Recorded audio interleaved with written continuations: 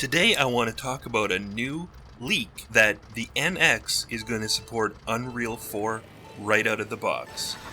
Now, I know what you're all thinking, and I'm with you.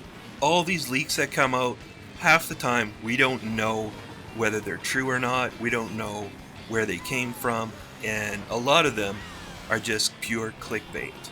But I can tell you that I have no doubt in my mind that this leak is legit. Why? Well, because it comes from Supermetaldave64 on YouTube. I have to say this guy has been great for me. He is really good at doing in-depth content. He's got integrity from everything that I've experienced with him so far, and I just want to make sure that I give him a good shout out. If you like my content, you're gonna love his content, so make sure you give him some subscriptions. So I'm not going to waste too much time talking about the nitty-gritty details of his leak. You can go on to Supermetaldave64 and check out his latest video if you want to have a little bit more in-depth on the leak itself. I just want to talk about what this leak means to me, what this information means to me. So the meat and potatoes of it is that Unreal 4 is going to be supported on NX from day one. To me, that's very exciting. It says to me that Nintendo is taking power seriously with this next console. Now, when Unreal 4 was first unveiled, the CEO of Epic Games, which is the makers of Unreal 4, Tim Sweeney, said that basically the minimum standard for Unreal 4 is 1 teraflop of computing power. So if the NX is supporting Unreal 4 pretty easily and right out of the gate, I think that safe to assume, not 100% sure, but it's safe to assume that the NX is going to be at least 1 teraflop. Now, how does that compare to PlayStation 4 and Xbox One?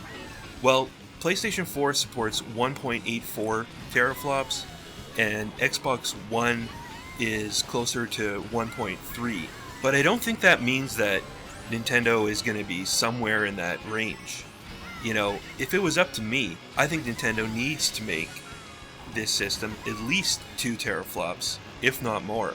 The reason for that is that Nintendo is coming late to this generation, and typically Nintendo has fought a battle of the lowest price point with their consoles, or among the lowest price points, but that ain't going to work this time because the other systems have been out for a while, and there's something called the economies of scale, which basically means that when you mass produce something, the price ends up getting lower and lower. And since PlayStation 4 has sold a lot of consoles, is going to continue to sell a lot of consoles, they're going to be able to compete with Nintendo on price point.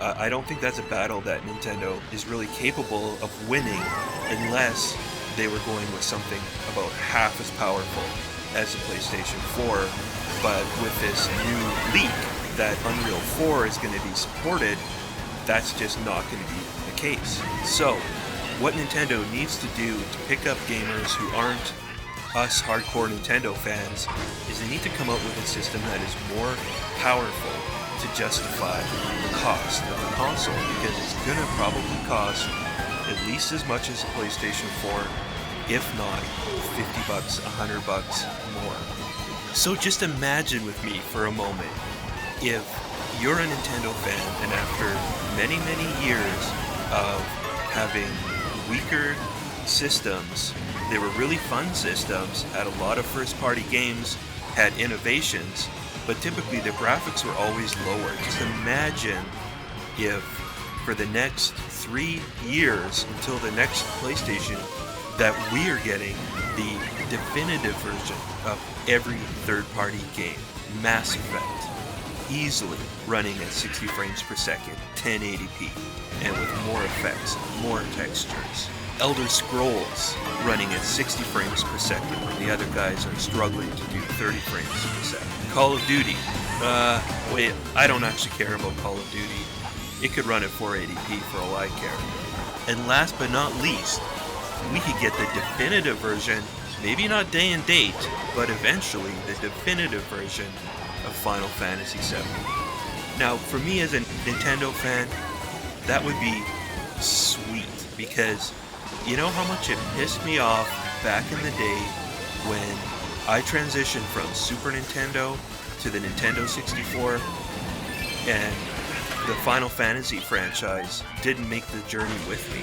The Final Fantasy franchise moved to PlayStation mostly because they had a CD-ROM drive, and the N64 had a cartridge drive, which didn't allow them to do their cutscenes on the N64. I just think that it would be so sweet if we got the definitive version of Final Fantasy VII after getting spurned as Nintendo fans and as Final Fantasy fans way back when. This has been Colin Unger reminding you to keep your thumbs glued to YXBA, and always remember to select Start.